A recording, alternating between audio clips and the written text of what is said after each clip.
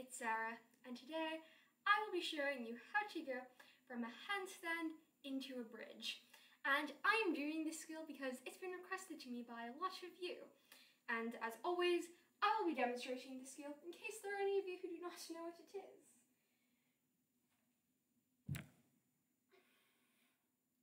Now, in today's tutorial, I will only be covering how to go from the handstand into the bridge, not how to stand up, but I have done a tutorial for standing up from a bridge already if you would like to see that. And the first skill to be able to do in order to go from a handstand into a bridge that you need to work on is doing a bridge. However, simply being able to push into a bridge is not enough flexibility to be able to go from a handstand into a bridge. This is because when you're pushing in to the bridge, I'm sorry I can't speak a lot in the bridge because the blood rushes to my head and it makes me completely lose my train of thought. But basically, in the handstand, it will be hard to, when you're going into the bridge, bend your full amount of back flexibility. So if you can just barely push up into a bridge, you're not going to be able to do it. And also, the closer your hands are to your feet, the easier it is going to be to stay up and not just fall down. And the easier it's going to be to catch yourself when you are falling backwards. So I would work on stretching your lower back. I do not have any skills that are specifically good for this.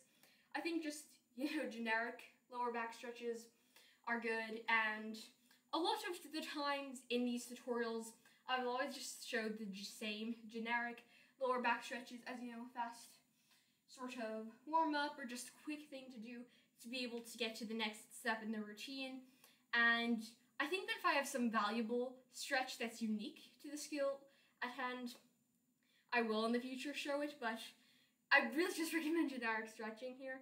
So I'm not going to show it again. You can watch almost any of my other tutorials for back flexibility if you would like to see that, or to see tutorials for skills that involve back flexibility. But I'm not going to waste my time and all of your time by just showing the same generic stretches whenever I make one of these videos if I don't have anything unique to say. And then the second part of this skill is doing the handstand and going over into the bridge. And for some tips for this, either just wear bare feet or shoes, but do not wear socks because that will make your feet slippy.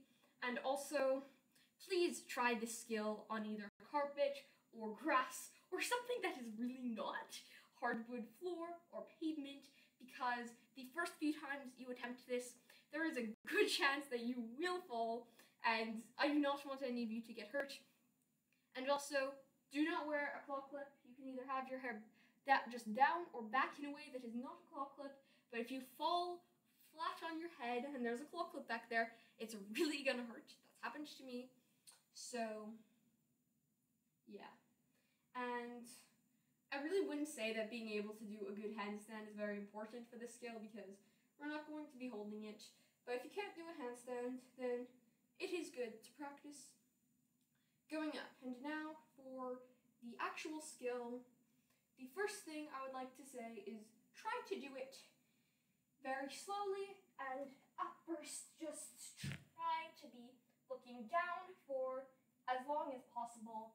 And then obviously you can't just look down the whole time, because to eventually push over into the bridge, you have to go down. But I would just try to arch your back as much as possible in the handstand position and try to go slowly at first, because the more you can arch your back in the handstand, the greater chance that your back will be arched enough to go into a bridge when you eventually go all the way over. And also, if you cannot do the skill yet, the faster you go, the faster you are going to be falling, and the more it is going to hurt. So I would just recommend at first going slow and trying to arch your back before you go over. And then once you get more comfortable with that, but wait until you get more comfortable with that, can try to go faster. And yeah, that is my main advice from doing a handstand.